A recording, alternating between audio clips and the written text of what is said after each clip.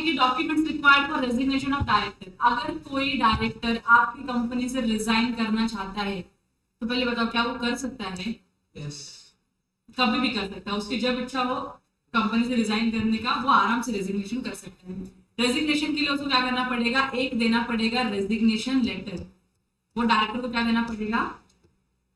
Resignation letter कि इस reason की वजह से मैं इस दिन से इस कंपनी में रेजिग्नेशन फॉरवर्ड कर रहा हूँ। तो ये रेजिग्नेशन लेटर आपको लेना है। रेजिग्नेशन लेटर मिलने के बाद कंपनी क्या करती है? एक बोर्ड मीटिंग कंडक्ट करती है और बोर्ड मीटिंग में बोर्ड रेजोल्यूशन पास करती है और बोलती है ओके नोटेड, आपको हम आपका जो रेजिग्नेशन है हम उसको अप्रूव करते हैं और आप आज के आगे से फ्री हो। मतलब कंपनी अब कोई भी काम करेगी या कोई भी एक्टिविटी में इंडल्ज होगी, आप एज अ डायरेक्टर इस कंपनी में इन्वॉल्व नहीं होंगे या इस एक्टिविटी में इन्वॉल्व नहीं होंगे या इसके लिए रिस्पॉन्सिबल नहीं होंगे। So that is simply basically resignation. ठीक है, अब ये दोनों एडिशनल डॉक्यूमेंट है। इसके साथ साथ आपको क्या लेना है? कौन सा पर्सन रिजाइन कर रहा है उसका डिन नंबर आपके पास होना चाहिए, क्योंकि बिना डिन के आप किसी को रिजाइन नहीं करवा सकते हो। और उन्हें डिन का स्टेटस है ना वो अप्रूव्ड होना चाहिए या एक्टिव होना चाहिए। What do you mean by approved और एक्टिव? तो जब आप डिन लेते हो ना तो हर डायरेक्टर की रिस्पॉन्सिबिलिटी है कि हर साल वो अपने केवाईसी आरओसी के साथ कंप्लीट करे कि हाँ मैं डायरेक्टर हूँ इस कंपनी में, अभी भी ये डिन मेरे नाम पे है, कोई इन्फॉर्मेशन चेंज नहीं हुई है। अगर इन्फॉर्मेशन चेंज हुई तो चेंज का आपको इन्फॉर्मेशन का इंटीमेशन देना पड़ेगा आरओसी को, और आप जिंदा हो इसका आपको देना पड़ेगा श्योरिटी टू द आरओसी, क्योंकि केवाईसी उन्हीं का होगा जो इंसान जिंदा है। मरे हुए इंसान का तो केवाईसी कर नहीं सकते हो। बहुत पहले ऐसे हुआ करता था कि आपके पास दिन है, आप अपॉइंट हो चुके हो एज अ डायरेक्टर कंपनी में, आप मर चुके हो लेकिन आपका अभी भी डायरेक्टर की लिस्ट में नाम आता है कंपनी में, तो आपका रेजिग्नेशन हो जाना चाहिए, आपको निकाल देना चाहिए थे, रिमूव कर देना चाहिए था। वो कुछ होता ही नहीं था। तो प्रॉब्लम ये थी कि डायरेक्टर है कि नहीं समझ में आता ही नहीं था और कंपनी उस डायरेक्टर के नाम पे चलती रहती थी। इसके लिए केवाईसी का कॉन्सेप्ट लेकर आए कि हर साल आपको केवाईसी करना पड़ेगा कि हाँ भाई ये पर्सन है, अलाइव है। ठीक है, तो अगर आपका डिन डीएक्टिवेटेड होगा ना, डीएक्टिवेट कब होता है? जब आपने डिन केवाईसी का फॉर्म नहीं भरा होगा तो आपका डिन डीएक्टिवेट हो जाएगा। जब आपका डिन डीएक्टिवेटेड है तो आप कोई भी फॉर्म भर नहीं सकते उस दिन के रिलेशन में। तो पहले आपको जाके दिन को एक्टिव करना पड़ेगा। और दिन एक्टिव कैसे करते हो आप? So by filing form DIR3 KYC। ये फॉर्म आपको भरना होगा, 5000 रुपीज का आरओसी का फीस देना होगा। उसके बाद आपका दिन एक्टिव या अप्रूव हो जाएगा। जब आपका दिन एक्टिव या अप्रूव होता है उसके बाद ही आप रेजिग्नेशन का फॉर्म फाइल कर सकते हो। कौन सी कंपनी से रेजिग्नेशन ले रहे हो वो भी तो पता होना चाहिए। एक डायरेक्टर मल्टीपल कंपनी में अपॉइंट हो सकता है डायरेक्टर, तो आप कौन सी कंपनी से रेजिग्नेशन लेना चाहते हो, कंपनी का इन्फॉर्मेशन दे दो, आपका ईमेल आईडी और आपका मोबाइल नंबर दे दो। इतना बेसिक सा इन्फॉर्मेशन लगता है। अलॉन्ग विद दैट एक रेजिग्नेशन लेटर लगेगा, प्लस आपको बोर्ड रेजोल्यूशन लगेगी जहाँ पे बोर्ड जिस मीटिंग में आपके रेजिग्नेशन को अप्रूव करती है। इतनी इन्फॉर्मेशन मिलने के बाद आप फॉर्म DIR12 भर सकते हो। अब इसमें दो चीजें होती है। जब रेजिग्नेशन की हम बात करते हैं ना, तो रेजिग्नेशन है ना डायरेक्टर खुद भी फाइल कर सकता है अपना रेजिग्नेशन। मतलब वो डायरेक्टर बोल रहा है कि मुझे कंपनी से कोई लेना देना नहीं है, मैं क्या करता हूँ, मैं अपने DIR11 कि मैं इस कंपनी में अब आगे से एसोसिएट नहीं हूँ, तो डायरेक्टर खुद से DIR11 फॉर्म भर सकता है अपने रेजिग्नेशन का। अगर कंपनी फाइल करती है किसी डायरेक्टर के रेजिग्नेशन को अप्रूव करने के लिए तो कंपनी फॉर्म DIR12 फाइल करती है। तो DIR12 मल्टीपर्पज फॉर्म है। आप इसमें अपॉइंटमेंट भी करते हो, आप इसमें रेजिग्नेशन भी करते हो, आप इसमें डेजिग्नेशन भी चेंज करते हो। तो अपॉइंटमेंट हुआ तो आपने DIR12 भरा था, बराबर की नहीं? आप जब डिसाइड करते हो आपका रेजिग्नेशन का फॉर्म कंपनी भरती है ना, कंपनी, तो कंपनी DIR12 भरती है। डायरेक्टर अपने कैपेसिटी पे अपने आप को सेव करने के लिए कि मैं अपना रेजिग्नेशन फॉरवर्ड करता हूं आगे, डायरेक्टर DIR11 भरता है। दोनों में से कोई भी एक फॉर्म विल वर्क, आपका रेजिग्नेशन की तरह ट्रीट किया जाएगा, इसमें कोई दिक्कत नहीं है। कभी कभी दोनों फॉर्म भरे जाते हैं। मतलब कंपनी ने अपने साइड से इंटीमेट किया आरओसी को कि आज से या इस पर्टिकुलर दिन से ये डायरेक्टर हमारी कंपनी का डायरेक्टर नहीं है, कंपनी अपने ऑब्लिगेशन से फ्री हो गई।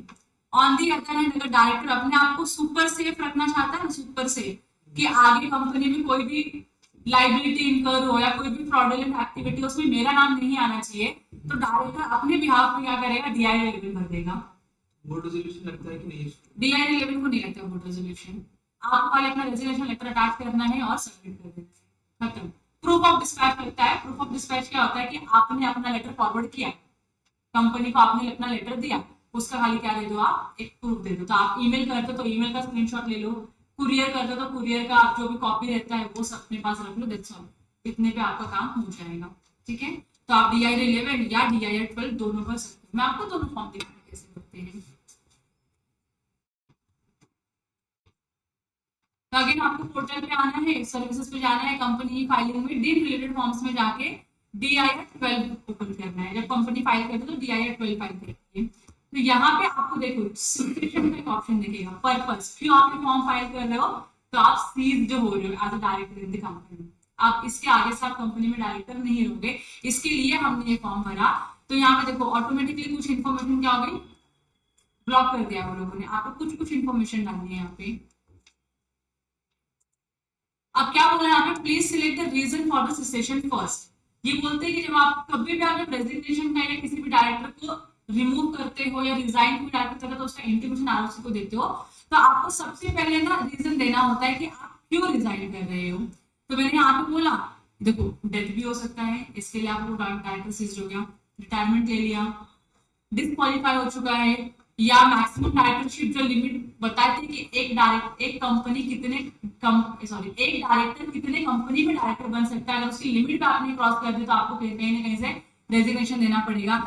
167 का डिस्क्वालिफिकेशन लग गया, 161 से आपको वेकेशन करना पड़ा ऑफिस को, रेजिग्नेशन, रिमूवल, नॉमिनेशन विड्रॉल हो गया या नॉट बीन रीअपॉइंटेड, जो भी रीजन है आपको उसके हिसाब से क्या करना है, चेंज करना है। अभी अलग अलग रीजन के अपने अपने लॉ बने हुए हैं पूरे के पूरे, तो डू नॉट एक्सपेक्ट कि मैं आपको सारा लॉ इसी लेक्चर में पढ़ा दूंगी। तो मैं आपको रेजिग्नेशन का केस बता रही हूँ, तो हम रेजिग्नेशन पे स्टिक हो जाएंगे और यहाँ पे रेजिग्नेशन का सेक्शन सिलेक्ट करेंगे। जैसे ही आपने रेजिग्नेशन सिलेक्ट किया, देखो दिन का फॉर्म यहाँ पे, दिन का जो कॉलम है वो ओपन हो गया, तो आपने दिन का इंफॉर्मेशन डाल दिया।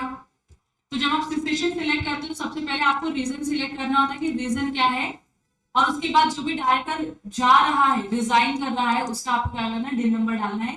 ये दिन नंबर डालोगे तो जो भी ग्रे एरिया दिख रहा है ना, सब ऑटो फिल होकर आ जाएगा। आपको यहाँ पे डेजिग्नेशन सिलेक्ट करना है, कौन सी डेजिग्नेशन था उसका जब वो अपॉइंट हुआ था, तो जो भी डेजिग्नेशन होगा वो सिलेक्ट कर दोगे, और किस दिन से वो क्या हो रहा है, डिसएसोसिएट हो रहा है या आपने रेजिग्नेशन डाला है, तो जो भी डेट ऑफ रेजिग्नेशन होगा वो आपको यहाँ पे डालना है। कुछ एरर दे रहा है क्योंकि मैंने फॉर्म प्रॉपरली इन्फॉर्मेशन पूरे भरी नहीं है, इसके लिए वो एरर दे रहा है, तो आप इस एरर को इग्नोर करो और इसकी तरह इसकी वजह से इसके हिसाब से आप क्या करोगे, सारे के सारे इन्फॉर्मेशन भरोगे। ये क्लियर हो गया।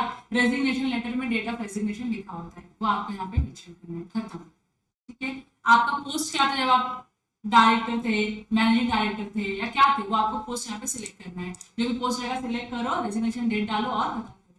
इसके आगे आपको कुछ फॉर्म भरने की जरूरत नहीं है। अगेन आपको वही करना है, सेव करना है, नेक्स्ट करना है। नेक्स्ट करने के बाद आपको यहाँ पे अटैचमेंट्स और वेरिफिकेशन पे लेकर आएंगे।